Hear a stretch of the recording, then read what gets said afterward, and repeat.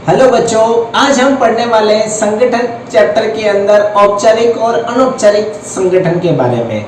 आप आज सीखोगे कि औपचारिक संगठन क्या होता है, अनौपचारिक संगठन क्या होता है। देखो, औपचारिक संगठन से क्या मतलब होता है। औपचारिक संगठन वह संगठन होता है जिसमें पहले से ही अधिकार, उत्तरदायित्व, किसको क्या काम करना है पहले से ही निश्चित होता है। ये संगठन प्राय उच्च अधिकारियों द्वारा बनाया जाता है। जैसे आपके स्कूल है, स्कूल के अंदर सबको पता होता है कि हाँ भाई इस टीचर का ये काम है, ये कोऑर्डिनेटर का ये काम है, ये वाइस प्रिंसिपल का काम है, ये प्रिंसिपल का काम है। ये पूरा संगठन बनाया गया है, तो इसको कौन सा संगठन बोलते हैं? औपचारिक संगठन कहा जाता है। इसको कौन सा ऑर्गेनाइजेशन कहा जाता है? फॉर्मल ऑर्गेनाइजेशन, औपचारिक संगठन कहा जाता है। जैसे देखना इनकी परिभाषा एक एक। औपचारिक संगठन किसी भी संगठन में, अब देखना, औपचारिक संगठन निर्धारित उद्देश्यों की प्राप्ति के लिए सोच विचार कर बनाया जाता है। मैंने आपको क्या कहा था? ऐसा संगठन जो सोच विचार कर बनाया जाता है उद्देश्यों की प्राप्ति के लिए, कौन सा संगठन कहलाता है? औपचारिक संगठन कहा जाता है। यहाँ पर पहले से उत्तरदायित्व, अधिकार, ये सारे पहले से ही निश्चित होते हैं। अन्य शब्दों में औपचारिक संगठन कुछ स्पष्ट और कुछ लिखित सिद्धांत पहले से ही पाए जाते हैं। इनमें किसकी क्या पद सौंपना होगी, क्या नियंत्रण का क्षेत्र होगा, पहले से ही निर्धारित होता है। इसलिए इस क्षेत्र को क्या कहा जाता है? औपचारिक संगठन कहा जाता है। लुईस एलन की परिभाषा क्या कहती है? औपचारिक संगठन कार्यों को समुचित ढंग से परिभाषित करने की पद्धति है। कार्य को कैसे करना है उसको पहले से ही बताने वाली पद्धति है, जिसमें प्रत्येक का अधिकार, उत्तरदायित्व, जवाबदेहिता पहले से ही परिमाप होती है, निश्चित परिमाप होती है। यानी कि अधिकार, उत्तरदायित्व, जवाबदेही पहले से ही अध्ययन करेंगे कि औपचारिक संगठन की कौन कौन सी विशेषता पाई जाती है। सबसे पहले औपचारिक संगठन संरचना आयोजन की प्रक्रिया द्वारा जानबूझकर बनाई गई है। यानी कि यहाँ की योजना जानबूझकर बनाई गई है, सोच समझकर इसका निर्माण किया गया है। दूसरा, औपचारिक संगठन संरचना का उद्देश्य संगठन के लक्ष्यों की प्राप्ति करना है। कि संगठन के लक्ष्य कैसे प्राप्त करना है, इसके लिए हमको औपचारिक संगठन बनाना पड़ेगा, सबको उत्तरदायित्व, कार्य वगैरह पद सौंपना देनी पड़ेगी। इसलिए कौन सा संगठन कहलाएगा? औपचारिक संगठन कहलाया जाएगा। औपचारिक संगठन संरचना में प्रत्येक व्यक्ति को एक विशिष्ट कार्य सौंपा जाता है। प्रत्येक व्यक्ति एक निश्चित कार्य करता है, उनको पर्टिकुलर वही काम करना है, उसको वही उत्तरदायी है, उसके लिए उसको अधिकार मिले हैं। प्रत्येक व्यक्ति का एक निश्चित पदाधिकारी होता है। याद रखना, एक व्यक्ति का हमेशा एक हेड भी होगा। यहाँ पर औपचारिक संगठन में, औपचारिक संगठन में उसका हेड भी होगा, जिसको वो जवाबदेही देगा, जिसके लिए वो उत्तरदायी होगा, इसका हेड भी होगा। औपचारिक संगठन में श्रेष्ठ अधीनस्थ संबंधों का निर्माण होता है। अधीनस्थ मतलब समझ गए? अधीनस्थ कौन होता है? देखना, अधीनस्थ कौन होता है? मान लो ये अधिकारी है, इसके नीचे जितने भी कर्मचारी काम कर रहे हैं उसको अपन क्या कहते हैं? अधीनस्थ कहते हैं। ये कौन हो जाएंगे? अधीनस्थ हो जाएंगे। अधीनस्थ और अधिकारी की यहाँ संबंध पाया जाएगा। एक अधिकारी होगा तो बाकी सारे क्या होंगे? अधीनस्थ होंगे। इनके अंडर में भी लोग हो सकते हैं, ठीक है ना। ऐसे ऐसे एक श्रृंखला होगी। तो ये कौन सा संगठन होता है? औपचारिक संगठन होता है। यह एक श्रृंखला में काम करता है। देखना, यहाँ संचार कैसे होगा? एक श्रृंखला में होगा। संचार यानी कि यहाँ कम्युनिकेशन होगा जो एक वे में होगा, एक सीक्वेंस में होगा। पहले प्रिंसिपल वाइस प्रिंसिपल को बोलेंगे, वाइस प्रिंसिपल फिर हेड को बोलेंगे, हेड के बाद टीचरों तक बात पहुंचेगी, टीचर के बाद स्टूडेंट तक बात पहुंचेगी। ऐसे एक सीक्वेंस होता है, श्रृंखला होती है। तो अभी तक आपने सीखा क्या होता है औपचारिक संगठन, दूसरा होता है क्या इसकी विशेषताएं होती है। आगे हम बात करते हैं औपचारिक संगठन के कुछ गुण और कुछ दोष के बारे में। देखो, औपचारिक संगठन किसी भी संगठन के उद्देश्यों की प्राप्ति के लिए आवश्यक होता है। इसके द्वारा किसी भी उद्देश्यों को हम प्राप्त कर सकते हैं। तो इसके कुछ गुण भी होंगे और कुछ इसके दोष भी होंगे। आज अपन इन दोनों का अध्ययन करेंगे। देखना, पहला आता है गुण।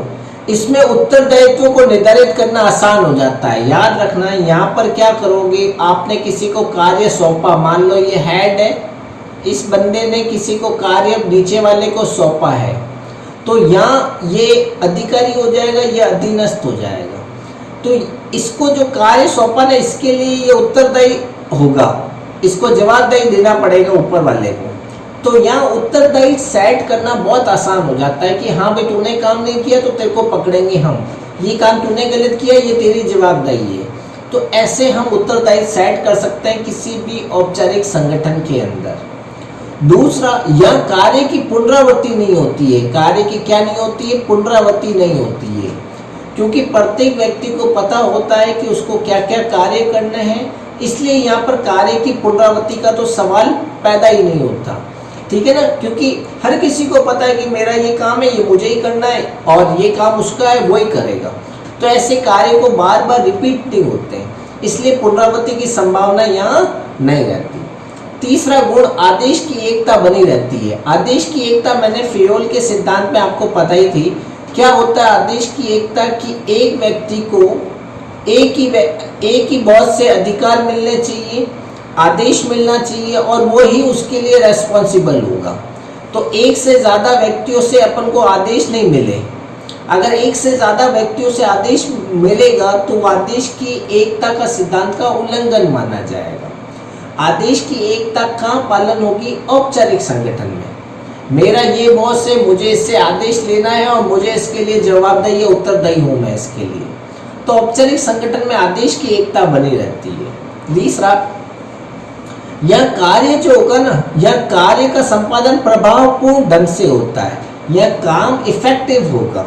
ठीक है ना, कोई मतलब काम में काफ़ी नुकसान नहीं होंगे, काम रिपीट नहीं होगा, कॉस्ट कम आएगी। काम को इफेक्टिव कैसे करना है, औपचारिक संगठन से सीखा जा सकता है। लास्ट, संगठन में स्थायित्व आता है। स्थायित्व यानी कि कर्मचारी के व्यवहार परिवर्तन होता है, कर्मचारी टिक कर काम करता है, बार बार छोड़ता नहीं है, तो कार्य में क्या आती है? स्थायित्वता आती है। अब पढ़ते हैं इसके कुछ दोषों के बारे में। औपचारिक संगठन के क्या क्या दोष हो सकते हैं। जैसे पहला दोष, निर्णय लेने में काफी देरी आएगी। कभी भी आपने औपचारिक संगठन देखा होगा, मान लो ये हेड है, फिर ये इसके नीचे एक और हेड है, फिर ये इसके नीचे है, फिर कर्मचारी है सारे। अब कोई डिसीजन लेना है इनको, तो ये बात इसको कहेंगे, फिर ये बात इसको कहेगा, फिर ये बात इसको कहेगा, फिर जाकर डिसीजन ले पाएंगे। तो ऐसे डिसीजन लेने में क्या होगी? बहुत देरी होगी। ठीक है ना, अपने हेड वालों से पूछना पड़ता है औपचारिक संगठन में, इसलिए कार्य में देरी हो सकती है, निर्णय में देरी हो सकती है। अगला दोष इसका क्या है? रचनात्मक प्रतिभाओं को समुचित मान्यता नहीं मिलती।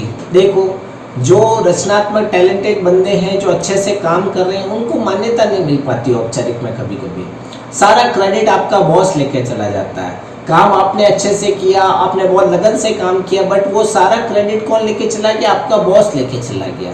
तो यहाँ पर कभी कभी क्या होता है, यहाँ पर कार्य की जो रचनात्मकता आपने की है उसकी आपको मान्यता नहीं मिलती। अगला दोष, मानवीय संबंधों को समझ पाना कठिन कार्य है। सबको पता है मानवीय संबंध किसी को भी समझ में नहीं आते। अपने कर्मचारी के व्यवहार का अध्ययन करना एक बहुत ही मुश्किल कार्य है। सही तस्वीर सामने नहीं आ पाती। कार्य की क्या नहीं आ पाती? सही तस्वीर सामने नहीं आ पाती। यह भी एक दोष है। तो हमने औपचारिक संगठन क्या होता है उसकी विशेषताओं का अध्ययन किया, उसके गुण और उसके दोषों का अध्ययन किया। अब हम पढ़ेंगे अनौपचारिक संगठन के बारे में। देखो, अनौपचारिक संगठन क्या होता है?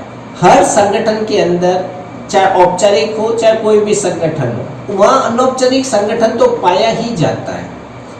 अनौपचारिक संगठन का निर्माण प्राय अपनी दोस्ती की वजह से, प्यार की वजह से, अपनेपन की भावना की वजह से किसका निर्माण होता है? अनौपचारिक संगठन का निर्माण होता है। मान लो आप किसी ऑफिस में वगैरह में काम कर रहे हो, वहाँ पे आपके अपने दोस्त बन गए 10-15, जिसके साथ आप चाय पी रहे हो या घूम रहे हो या बात कर रहे हो, तो वो संगठन प्राय बनाया नहीं जाता, स्वतः ही बन जाता है। आप अपने स्नेह के द्वारा, अपनेपन, अपने प्यार, अपने दोस्ती, इनके कारण वो संगठन अपने आप बन जाता है। आपने देखा होगा किसी भी ऑर्गेनाइजेशन के अंदर 4 दोस्त बन गए, अच्छे से खेल रहे हैं, कूद रहे हैं, साथ में जा रहे हैं, साथ में पी रहे हैं, चाय पी रहे हैं वगैरह, ये सब हो रहा है। तो औपचारिक अनौपचारिक संगठन का निर्माण प्राय किया नहीं जाता, यह स्वतः ही इनका निर्माण हो जाता है और यह हर एक औपचारिक संगठन में पाया जाता है। चाहे कोई भी औपचारिक संगठन ले लो, वहां पर अनौपचारिक संगठन का निर्माण हो ही जाता है। 4 दोस्त बन जाते हैं, अच्छे से घूमते हैं, करते हैं, तो वहां अपन को निर्माण बनाया नहीं जाता उन संगठन को, स्वतः ही उनका निर्माण हो जाता है। देखना, अनौपचारिक संगठन से तात्पर्य इसकी स्थापना जानबूझकर नहीं की जाती, बल्कि अपने हितों के द्वारा, अपने संबंधों के द्वारा, अपनी रुचियों के द्वारा, अपने धर्म के द्वारा इनका निर्माण हो जाता है। तो यह प्राय बनाए नहीं जाते संगठन, स्वतः इनका निर्माण हो जाता है, अपने अपनेपन, संबंधों, हितों, भावनाओं, इनके द्वारा इनका निर्माण हो जाता है। इनको क्या कहते हैं? अनौपचारिक संगठन कहा जाता है। आगे देखो, स्ट्रॉन्ग के अनुसार क्या कहता है, और अनौपचारिक संगठन एक ऐसी सामाजिक संरचना है जिसका निर्माण व्यक्तिगत आवश्यकताओं की पूर्ति के लिए किया जाता है। आप अपनी व्यक्तिगत आवश्यकताओं की पूर्ति के लिए इसका निर्माण कर रहे हो। व्यक्तिगत यानी कि हर किसी को अपना दोस्त चाहिए, हर कोई अपने दोस्तों के साथ खेलना चाहता है, घूमना चाहता है, यहाँ वहाँ जाना चाहता है, तो इसलिए इसका निर्माण हो जाता है व्यक्तिगत आवश्यकताओं की पूर्ति के लिए। यहाँ संगठन के लक्ष्यों की बात नहीं हो रही है, व्यक्तिगत उद्देश्यों की पूर्ति के लिए किसका निर्माण होता है? अनौपचारिक संगठन का निर्माण होता है। अनौपचारिक संगठन का जन्म, याद रखना, औपचारिक संगठन से ही होता है। आपको एक ऑफिस में बैठाया, वो औपचारिक संगठन है। ऑफिस में आपने 4 दोस्त बनाए, 5 दोस्त बनाए, उनके साथ घूम रहे हो, बात कर रहे हो, जो भी कर रहे हो, ये सारा निर्माण कहाँ हुआ? एक औपचारिक संगठन के अंदर ही अनौपचारिक संगठन का निर्माण हुआ। आगे देखना, यह अधिकतर आपस में मेल जोल के कारण बनता है। कर्मचारी की ओर इसको धकेला नहीं जा सकता, बल्कि मैत्रीपूर्ण सहयोग के द्वारा ये ग्रुप बनाए जाते हैं। भाई, मैत्रीपूर्ण सहयोग, हित, इनके कारण ये संगठन बनाए जाते हैं, स्वतः बन जाता है, जानबूझकर नहीं बनाया जाता है। यह संगठन औपचारिक संगठन के अंदर ही जन्म लेता है। ये सारी बातें आपको अच्छे से याद करनी है अनौपचारिक संगठन के बारे में। अब हम इसकी कुछ विशेषताओं का अध्ययन करेंगे। देखना इसकी क्या क्या विशेषताएं काफी बार पूछी गई है। जो मैं परिभाषा पढ़ाता हूँ वहीं से कुछ आपको विशेषता लेनी है। सबसे पहले, इसका निर्माण जानबूझकर नहीं किया जाता। इसमें अधिकार व्यक्ति से जुड़े रहते हैं। देखो, उनका प्रवाह नीचे से ऊपर की ओर या समतल रूप में चलता रहता है। देखो, यहाँ जो आदेश होगा ना, अधिकार, यहाँ ऊपर से नीचे की ओर अधिकार या समतल के रूप में अधिकार चलते हैं। और क्या इसकी विशेषता है? यहाँ स्वतंत्र संप्रेषण का चैनल होता है। भाई, कोई भी किसी से बात कर सकता है, ऐसा तो नहीं है आप पहले बात मैनेजर को कहोगे, मैनेजर उसको कहेगा, ये तो औपचारिक संगठन की बात है। यहाँ जो कम्युनिकेशन होगा स्वतंत्र है, कोई भी किसी से बात कर सकता है, कोई भी पहले से चैनल या माध्यम निर्धारित नहीं है। यहाँ स्वतंत्र कम्युनिकेशन होता है, स्वतंत्र संप्रेषण होता है। जैसे देखना इस पॉइंट को, स्वतंत्र संप्रेषण बिना सूचना की विशेष दिशा, कोई भी दिशा नहीं होती है, यहाँ पर विकसित किया जाता है। सोच विचार के बाद न बनकर स्वतः ही बन जाता है। इसका निर्माण सोच विचार न कर अपना ही बन जाता है। इसका कोई निश्चित ढांचा नहीं होता, कोई रूप नहीं होता है। यह सामाजिक संबंधों के आधार पर बनता है, मनोवैज्ञानिक संबंधों के आधार पर बनता है इसका निर्माण। आगे देखेंगे हम इसकी गुण और दोष में। जो आपको मैंने औपचारिक संगठन के गुण बताए थे वो इसके दोष होंगे, और जो औपचारिक संगठन के दोष है वो इसके गुण होंगे। देखना, जैसे सबसे पहले वहां पर नियमों वगैरह को पालन करना पड़ता था, यहाँ कोई नियम वगैरह पालन नहीं करना पड़ता। यहाँ निर्धारित नियमों को नहीं माना जाता। जैसे डाटा शीघ्र पहुंचता है, वहाँ कोई भी डिसीजन लेना था औपचारिक में तो देरी लग रही थी, वहाँ इसका दोष था। यहाँ इसका गुण है, यहाँ किसी से कुछ पूछने की जरूरत ही नहीं है, आपको डिसीजन लेना है, अपने आप ही कोई भी दोस्त ले सकता है। तो यहाँ डिसीजन जल्दी होते हैं, निर्णय बहुत तेजी से होते हैं, जबकि औपचारिक में निर्णय लेट होते थे। उसका दोष, इसका गुण। यह सामाजिक आवश्यकताओं को पूरा प्रदान करता है, सामाजिक आवश्यकताओं को द्वारा ही इसका निर्माण होता है। समान मतों के लोगों की खोज निकालने की अनुमति देता है। यह औपचारिक संगठन की कमियों को दूर करता है। बट इसके कुछ दोष हैं। यहाँ बातें अफवाहें बहुत तेजी से फैलती है। आपने कोई गलत बात अगर अनौपचारिक संगठन में कह दी ना, तो वो ऐसे तेजी से फैलेगी जिसकी कोई हद नहीं। तो यहाँ बातें बहुत तेजी से, अफवाहें बहुत तेजी से फैलती है, ये सबसे इसका दोष है। दूसरा, अनौपचारिक संगठन विरोध करता है तो प्रबंधक परिवर्तनों को लागू करने में असमर्थ होगा। कोई भी परिवर्तन हो रहा है संगठन में जिसको औपचारिक संगठन अपनाना चाहता है, परंतु अनौपचारिक संगठन इसका विरोध करता है ना, तो इसको लागू करने में प्रबंधक को बहुत कठिनाई होती है, क्योंकि अनौपचारिक संगठन को समझाना, उनको परिवर्तन की दिशा के द्वारा लेकर आना उनको बहुत कठिन कार्य होता है, वो असमर्थ हो जाते हैं। यह सदस्य की ग्रुप आकांक्षाओं के अनुरूप चलने के लिए बाध्य करता है। जो सदस्य होते हैं वो अपने दोस्तों को ऐसे चलने के लिए उनके अकॉर्डिंग बाधा करते हैं, जो हानिकारक हो सकता है। तो आपको 2-2-3-3 दोष, 2-2-3-3 गुण याद करने हैं, विशेषताओं का अध्ययन करना है, और औपचारिक अनौपचारिक जो मैंने परिभाषा आपको समझाई है वही आपकी लैंग्वेज में आपको लिखनी है। अभी तक हमने पढ़ा है औपचारिक अनौपचारिक संप्रेषण, औपचारिक अनौपचारिक संगठन क्या होता है,